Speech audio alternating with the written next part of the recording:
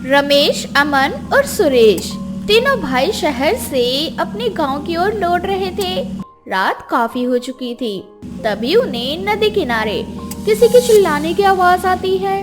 वो तीनों भागते हुए नदी के पास जाते हैं और देखते हैं कि वहाँ पर 3 लड़कियाँ जो कि घायल रूप से जमीन पर पड़ी हुई है। तीनों भाई किसी तरह से उन तीनों लड़कियों को संभालते हैं और उन तीनों को अपने घर ले जाते हैं। लड़कियां दिखने में बहुत ही ज्यादा बदसूरत थी, लेकिन उनकी लाचारी देखकर तीनों भाइयों को उन पर दया आ गई। जैसे ही घर का दरवाजा खुलता है, रमन, अमन और सुरेश की माँ विमला तीनों लड़कियों को उनके साथ देखकर उनसे कहती है, अरे बेटा, ये सब क्या है? इतनी रात को तुम ये अनजान लड़कियों को लेकर हमारे घर में क्यों आ रहे हो? और ये इतनी घायल क्यों हैं? क्या हुआ इन्हें? विमला के सवाल जवाब करने के बाद रमेश अपनी माँ को सारी बात बताता है। विमला का व्यवहार भी काफी अच्छा था और वो अपने बेटों से कहती है, ये तो बहुत अच्छा है बच्चों। रात को इन जवान लड़कियों को इस तरह से बाहर रहना बिल्कुल भी ठीक नहीं है। बेचारी घायल भी लगती हैं। किसी ने इनके साथ बहुत बुरा किया। सारी बातें तो इनके होश में आने के बाद ही पता चलेंगी। फिलहाल के लिए अंदर ले आओ इनको। ऐसे ही थोड़ी देर बाद तीनों लड़कियों को होश आ जाता है। दरअसल ये तीनों लड़कियां बहनें हैं और इन तीनों का नाम ज्योति, अनामिका, सुप्रिया है। ज्योति विमला से कहती है, माताजी, हमें कुछ दिन के लिए अपने घर में रख लो। वो दरअसल बात यह है कि हम तीनों बहनें शहर जा रही थी और हमारे पास कुछ पैसे और जेवर थे। पता नहीं कहाँ से वो 4 अनजान आदमी आए और हमें किसी नुकीले हथियार से मारने लगे और हमारा सारा पैसा छीन कर हमें वहीं अधमरा करके छोड़ दिया। हम अनाथ हैं, हमारा कोई नहीं है इस दुनिया में। हमारे पास जो भी छोटा मोटा घर था वो हमारे चाचा चाची ने हमसे छीन लिया। आप बस कुछ दिनों का समय दे दो हमें और अपने घर में रख लो। अरे कोई बात नहीं बेटा, ऐसे नहीं बोलते। तुम्हें जब तक रहना है घर में तब तक रहो। ये भी अपना ही घर है और मुझे ना अपनी माँ समझो। यहाँ तुम्हें किसी भी चीज की कोई तकलीफ नहीं होगी। आप कितनी अच्छी है माताजी। आजकल के समय में कोई भी किसी ऐसे अनजान को अपने घर में नहीं रखता। मैं भगवान से दुआ करूंगी कि आपके घर में हमेशा खुशियाँ बनी रहे। बाकी हम जब तक आपके घर में रहेंगे ना, तब तक आपके घर का सारा काम करेंगे। आपको किसी भी चीज की कोई तकलीफ उठाने की जरूरत नहीं है। हम झाड़ू पोछा, बर्तन, खाना वाना सब बनाएंगे।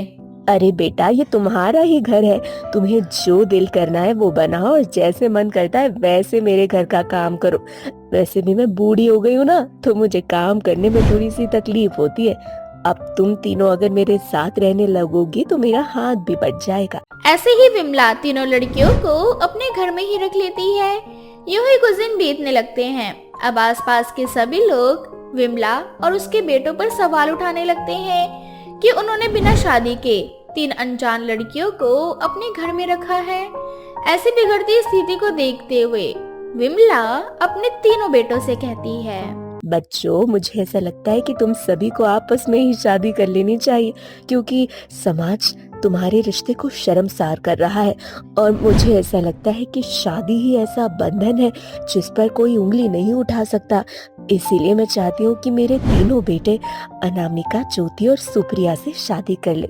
कम से कम इन बच्चों को भी एक परिवार मिल जाएगा, मुझे बहुएं मिल जाएंगी। ये तीनों बहुत ही ज्यादा गुणी हैं। पर माँ, ये लोग दिखने में कितनी बदसूरत है। इनसे शादी कैसे हो सकती है हमारी? क्या यही सीख दिया मैंने बेटा? सुंदरता इंसान के मन से होती है, ना कि बाहर के रंग रूप और ढंग से। तुम खुद सोचो, जब से ये तीनों लड़कियां हमारे घर आई हैं तब से हमारे घर में कितना खुशनुमा माहौल हो गया है। हर तरफ चहल पहल रहती है और ये व्यवहार से कितनी अच्छी है। मुझे हमेशा आराम करने के लिए कहती हैं। आए दिन तो मेरी सेवा करती हैं, और क्या चाहिए। आपने बिल्कुल सही बोला माँ। मैं शादी के लिए तैयार हूँ। मुझे कोई दिक्कत नहीं है, मैं शादी कर लूंगा। इस तरह से तीनों बेटे उन तीनों लड़कियों से शादी करने के लिए तैयार हो जाते हैं। अब पूरे गांव में विमला के बेटों की शादी की चहल पहल उठ जाती है। विमला अपने बेटों की शादी बहुत ही धूमधाम से करना चाहती थी, लेकिन गरीबी में उसका ये अरमान शायद पूरा होने में समय ले रहा था। वह बहुत ही ज्यादा परेशान थी। तभी ज्योति वहां आती है और ज्योति कहती है, माँ जी, आप अगर मेरी बात मानो तो हमारी शादी ना किसी मंदिर में कर दो। जब घर की आर्थिक हालत ठीक हो जाएगी उसके बाद हम गांव वालों को दावत दे देंगे। बात तो तेरी बिल्कुल सही है ज्योति। मैं सोचती हूँ इस बारे में, क्योंकि अभी तो पैसे नहीं है घर पर कि मैं अच्छे से तुम सभी की शादी करवा पाऊँ। मैं सोच रही थी कि साधारण रूप से ही तुम्हारी शादी करवा दूं, उसके बाद अच्छे से दावत दूंगी सबको। ज्योति के कहने पर विमला अपने बच्चों की शादी साधारण रूप में मंदिर में जाकर करवा देती है। शादी करवाने के कुछ दिन बाद विमला की जिंदगी में जैसे अचानक समय ने काया पलट दिखा दी। ये सब देखकर विमला को बिल्कुल भी समझ में नहीं आ रहा था कि ये सब क्या हो गया। दरअसल विमला का घर एक झोपड़पट्टी से बदलकर बंगले में बदल जाता है, तो वहीं दूसरी तरफ उसके घर में बहुत सारे पैसे, जेवर और जरूरत का सारा सामान था। ये देखकर विमला बहुत ही ज्यादा परेशान थी कि आखिर ये सब कैसे हुआ। तभी वहाँ ज्योति, अनामिका, सुप्रिया आती है और वो तीनों अपने जल परी वाले अवतार में आ जाती है। ये देखकर विमला बहुत डर जाती है। माँ जी, आप ना घबराओ नहीं, हम आपको पूरी सच्चाई बताते हैं। माँ जी, दीदी ना बिल्कुल सही बोल रही है। दरअसल बात यह है कि बहुत समय पहले हम भी बहुत ज्यादा सुंदर हुआ करते थे और कहीं ना कहीं हमें अपनी सुंदरता पर बड़ा घमंड था। इसीलिए एक बार जंगल में एक ऋषि मुनि जा रहे थे। वो दिखने में बहुत ही ज्यादा बदसूरत थे, इसीलिए हम तीनों बहनों ने उनका मजाक बनाना शुरू कर दिया और ये देखकर ऋषि मुनि ना नाराज हो गए और उन्होंने हमें श्राप दे दिया और हम तीनों को जलपरी बना दिया। अब साधारण इंसान से हम जलपरी बन चुके थे। जलपरी बनने के बाद हम सांस लेने में हमें तकलीफ हो रही थी और पानी में रहने पर हमें बहुत ज्यादा डर लग रहा था। जीवन जीना जैसे कि 2 बार हो चुका था। तब हमने ऋषि मुनि से माफी मांगी। तब जाकर ऋषि मुनि ने हमें एक श्राप मुक्ति का उपाय बताया। उन्होंने कहा कि जब कोई भी इंसान हमें बिना किसी स्वार्थ के अपनाएगा, उस दिन हम जलपरी से एक साधारण लड़की के रूप में आ जाएंगे और कहीं ना कहीं आप लोगों की वजह से ही हम अब ठीक हो चुके हैं। आप लोगों ने बिना किसी स्वार्थ के हमें इस घर में रखा और आपने अपने बेटों से हमारी शादी करवाई। अब हम जलपरी के श्राप से मुक्त हो गए हैं, एक साधारण लड़की में बदल चुके हैं। अब हम तीनों आपकी साधारण बहू हैं। और माँ जी, आप ना हमें माफ करना। इस श्राप मुक्ति के लिए हमने आपसे झूठ बोला और झूठ का सहारा लेकर हम इस घर में आए। इस तरह से विमला इस सच्चाई के साथ अपनी तीनों बहुओं को स्वीकार कर लेती है और अपने जीवन में हंसी खुशी आगे बढ़ती है। सुमित्रा की 5 बहू थी। उसने बड़े ही शौक से अपने बेटों की शादी अच्छे घर की लड़कियों से करवाई थी, पर सुमित्रा बेचारी को क्या पता था कि उसकी 5 बहुएं एक नंबर की भुक्कड़ है जो अपनी भूख पर कंट्रोल नहीं कर पाती।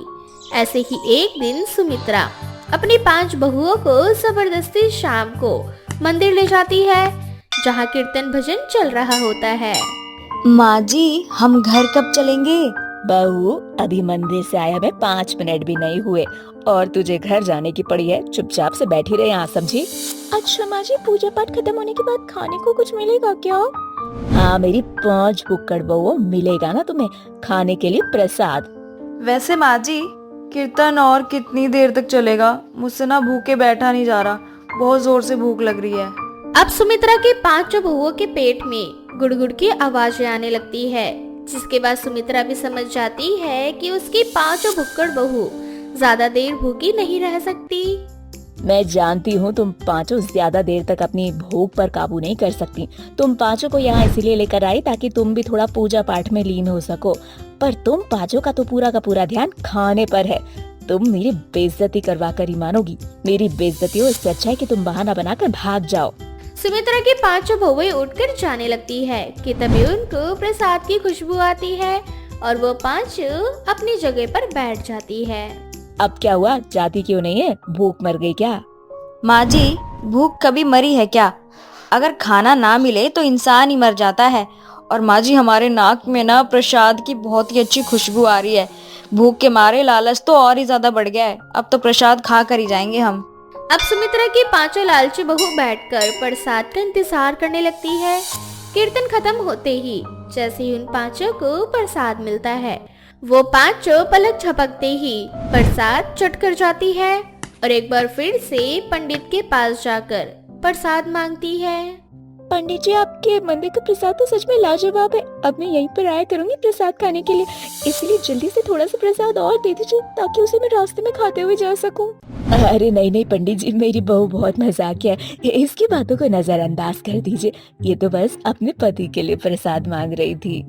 नहीं नहीं माँ जी, हम सच में अपने लिए ही प्रसाद मांग रहे हैं। कोमल पंडित के सामने सारा भांडा फोड़ देती है और तभी निशा की नजर पास में रखे प्रसाद पर पड़ती है, जिसके बाद सुमित्रा की पांचों बहू प्रसाद पर टूट पड़ती है।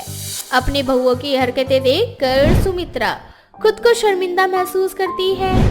मैं अपनी इन 5 भुक्कड़ बहुओं से परेशान हो चुकी हूँ। सुमित्रा बहन, अगर तुम चाहती हो कि तुम अपनी 5 बहू के भूख से छुटकारा पा सको तो इन्हें घर में कैद कर दो या तो फिर खुला छोड़ दो ताकि तुम्हें शर्मिंदा ना होना पड़े। माफ करना पंडित जी, मेरी बहुएं प्रसाद पर टूट पड़ी। दरअसल इन 5 को अपनी भूख पर काबू नहीं है। जानती हूँ इन 5 की वजह से यहाँ खड़े ग्राहकों को उनका प्रसाद नहीं मिल सका। अब सुमित्रा पंडित और वहाँ खड़े सभी लोगों से माफी मांगकर अपनी 5 बहुओं को खींचकर घर ले जाती है और उन 5 को सजा सुनाती है। तुम 5 ने तो कसम खा रखी है मुझे शर्मिंदा करके मार डालोगी। माँ जी, आप ये कैसी बातें कर रही है? भला आपको हम क्यों मारना चाहेंगे? हाँ माँ जी, हम आपको ऐसे क्यों मारेंगे? हमें आपको मारना ही होगा तो हम आपका गला ना दबा दें या फिर आपका मुंह, जब आप हमें खाने से रोकते हैं तब। तुम 5 ने मुझे परेशान कर दिया है। ना जाने कैसी भुक्कड़ बहुएं मेरे गले पड़ गई हैं जो ठूस ठूस कर खाना खाती हैं। अरे अगर तुम लोगों के गले तक भी खाना आ जाए ना, फिर भी तुम खाने से मना नहीं करो। इसीलिए तुम्हारी वजह से मुझे सबके सामने शर्मिंदा होना पड़ा, वो भी कई बार। इसलिए अब तुम 5 की सजा ये है कि तुम 5 दिन तक कुछ नहीं खाओगी। जब 5 दिन तक खाने को नहीं मिलेगा ना, तब आएगी अकल ठिकाने। माँ जी, आप ये कैसी सास है? अपनी भोली भाली बहुओं को ऐसी सजा दे सकती हैं क्या आप? तुम जैसी मासूम प्यारी भोली बहुओं को खड़ूस सास मिलनी चाहिए थी ताकि वो तुम्हें सजा देकर सुधार सके। सुमित्रा अपनी 5 बहुओं को लाइन पर लाने के लिए उनका खाना पीना बंद कर देती है, पर इस बात से बेखबर सुमित्रा की 5 भुक्कड़ बहुएं सुमित्रा के सोते ही उसे उसके कमरे में बंद कर देती है और खुद होटल में खाने के लिए चली जाती है, जहां वो 5 ठूस ठूस कर खाना खाती है। मजा आ गया बाहर का खाना खाकर, वरना माँ जी तो हमें चिड़ियों का दाना देती हैं, थोड़ा थोड़ा। हमने बिल्कुल सही किया, माँ जी को उनके कमरे में बंद कर दिया। अगर वो खुली होती तो छोटे सांड की तरह हमारे पीछे आ जाती। अरे तुम सब ना माँ जी का नाम लेकर खाने का स्वाद क्यों बिगाड़ने पे तुली हुई हो? खाने पे ध्यान दो ना। सुमित्रा की 5 बहुएं होटल में बैठकर अपना मन पसंदीदा खाना खा लेती है, पर उनके पास बिल भरने के लिए पैसे नहीं होते और जब खाने की टेबल पर बिल आता है तो वो 5 एक दूसरे का मुंह देखने लगती है। क्या 5,000 का बिल? यानी हम 5 को 1,000 रुपए भरना पड़ेगा? पर दीदी जल्दीबाजी के चक्कर में पैसे लेकर नहीं आई मैं। मेरे पास तो पैसे होते ही नहीं है। बहानेबाजी मत दो, क्योंकि आज भी हमारे पास पैसे नहीं है। हमारा चलता फिरता पैसा तो माँ जी थी और हम उन्हीं को बंद करके आ गए हैं। अब हम क्या करें? अब सुमित्रा की 5 बहुएं बुरी तरह से फंस जाती है। उन्हें कुछ समझ नहीं आता कि वो क्या करे। उनके पास फोन भी नहीं था कि वो किसी को फोन कर सके। तभी वेटर उनकी टेबल के पास दोबारा आता है और उनसे कहता है, हाँ मैडम, सारी रात हमारे होटल में ही रहना है क्या? जल्दी से बिल पे करो और जाओ यहाँ से, मालिक का ऑर्डर आया है। हाँ भैया, इतना भड़कते क्यों हो? चलो बहनों। इतना बोलकर 5 बहुएं बिना बिल भरे वहाँ से जाने लगती है। तभी वहाँ पर वेटर के साथ होटल का मालिक आ जाता है और वो उन 5 को रोक लेता है। अरे मैडम, आप 5 बिना पैसे दिए कहाँ जा रही हैं? बिल कौन भरेगा? अगर आप 5 ने बिल नहीं भरा तो आपको हमारे होटल के बर्तन मांजने होंगे, क्योंकि आप 5 हैं तो आप 5 को अलग अलग काम करना होगा। दीदी आप क्या करें, हमारे पास तो फोन भी नहीं है और ना ही हम किसी को अपनी मदद के लिए बुला सकते हैं। अगर हमने ऐसा किया तो हम घर से निकाल दिए जाएंगे। अब हमारे पास कोई दूसरा ऑप्शन है ही नहीं। मालिक की बात तो माननी पड़ेगी। मेरी बहनों, सोचो ये घर का काम है, अपना घर का काम समझकर ही ये काम कर लेते हैं। अब क्या था, अब 5 बहुएं मिलकर होटल के काम में लग जाती है। कोई बर्तन धोती है तो कोई पोछा लगाती है तो कोई होटल की साफ सफाई करती है। इस तरह से पूरी रात बीत जाती है और 5 बहू थकी हारी घर आती है, जहां वो देखती है कि उसकी सास मुझे से खाना खा रही है। माँ जी, हमने तो आपको कमरे में बंद कर दिया था, फिर आप कमरे से बाहर कैसे आए और खाना कैसे खा रही हैं? ठीक वैसे ही जैसे तुम पांचों ने पूरी रात होटल में बैठकर खाने के साथ सफाई की थी। माँ जी, आपको कैसे पता ये सब? मैं सब जानती हूँ बहू, क्योंकि तुम लोग ने सुबह से कुछ नहीं खाया था और मैंने किचन में ताला लगा रखा था, इसीलिए तुम पांचों ने मुझे कमरे में बंद कर दिया और खुद होटल में खाने चली गई बिना पैसे लिए। मैं तो खिड़की के जरिए बाहर आ गई और जब तुम पांचों को ढूंढने के लिए गई तो मैंने देखा कि तुम पांचों होटल की सफाई कर रही हो, क्योंकि तुम पांचों ने खाने का बिल नहीं भरा था। इसीलिए मैंने भी तुम्हें अकेला छोड़ दिया ताकि तुम्हें अकल आ सके। माँ जी, हमें ना अक्ल आ चुकी है और हम ना अब से अपनी भूख पे काबू रखेंगे। ऐसी गलती ना दोबारा नहीं करेंगे। अब सुमित्रा की पांचों बहुओं की आंखें खुल चुकी थी, इसलिए वो पांचों सब्र के साथ खाना खाती है और फिर कभी ऐसी गलती नहीं होने देती। सुनैना एक गरीब बुढ़िया थी जिसके पास केवल एक ही बकरी थी। वो अपनी बकरी से बहुत प्यार करती थी, क्योंकि मरने से पहले उसके पति ने उसे शादी की सालगिरह में ये बकरी गिफ्ट के तौर पर दी थी। और खुशी की बात तो ये थी कि उसकी बकरी माँ बनने वाली थी। अरे मेरी प्यारी बकरी, अगर तू खाना नहीं खाएगी तो अपने बच्चे का ख्याल कैसे रखेगी? तू अब माँ बनने वाली है और मैं पहले से ही एक माँ हूँ, इसलिए मैं अच्छे से जानती हूँ कि ऐसे समय में तेरा कितना मूड बदलता होगा। पर कोई बात नहीं, मैं हूँ ना, अब तेरे साथ साथ तेरे होने वाले बच्चे का भी ख्याल मैं ही रखूंगी, इसीलिए तुझे सबसे पहले खाना खाना पड़ेगा। अब क्या मैं ही करती रहेगी या इसे खाएगी भी? देख, मैं अभी अपने बेटे राज को फटकार लगाकर आ रही हूँ और जब तक मैं उसे फटकार लगाकर आऊँ तब तक तू अपना सारा खाना खा लेना, ठीक है ना? राज सुनैना का इकलौता बेटा था। सुनैना जितना प्यार अपनी बकरी से करती थी, उतना ही प्यार अपने बेटे राज से भी। राज की उम्र शादी के लायक हो चुकी थी, पर अब तक राज कोई काम नहीं कर रहा था और सुनैना को यही चिंता सता रही थी। राज बेटा, तू कब समझेगा? तू हमेशा आवारा लड़कों के साथ यहाँ वहाँ घूमता रहता है। अरे अब तू बड़ा हो चुका है और तेरी माँ बुढ़िया हो गई है और मेरी इन बूढ़ी हड्डियों में इतनी ताकत नहीं है कि मैं दिन रात काम करती रहूं। अब तो हमारी बकरी भी माँ बनने वाली है और मेरे पास और ज्यादा काम हो चुका है। माँ, तुम्हें लगता है कि मैं आवारा लड़कों के साथ केवल घूमता रहता हूँ, पर ऐसा नहीं है। मैं तो काम की तलाश में ही रहता हूँ, पर मुझे काम ही नहीं मिल रहा। अगर तू सच में काम करना चाहता है तो ठीक है, कल मैं सरपंच जी से बात करूंगी। उन्होंने मुझे बताया था कि तेरे लायक उनके पास कोई काम है। अब सुनैना राज के लिए काम ढूंढ लेती है। अब ना चाहते हुए भी राज को काम करना पड़ता है। काम करने के साथ ही राज के कंधों पर घर की जिम्मेदारियां भी आ जाती है। अब राज पहले से काफी सुधर जाता है। ये सब देखकर सुनैना को बहुत अच्छा लगता है और एक दिन गांव के बूढ़े चाचा सुनैना से मिलने उसके पास आते हैं। अरे सुनैना बिटिया, अब किस चीज का इंतजार है तुम्हें? अब कब कराओगी राज बिटवा की शादी?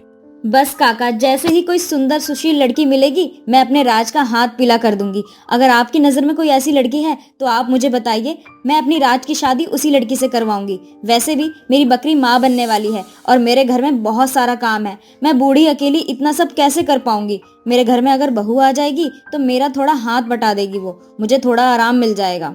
अरे सुनैना बिटिया, मेरी नजर में करिश्मा नाम की एक बहुत ही सुंदर और सुशील लड़की है।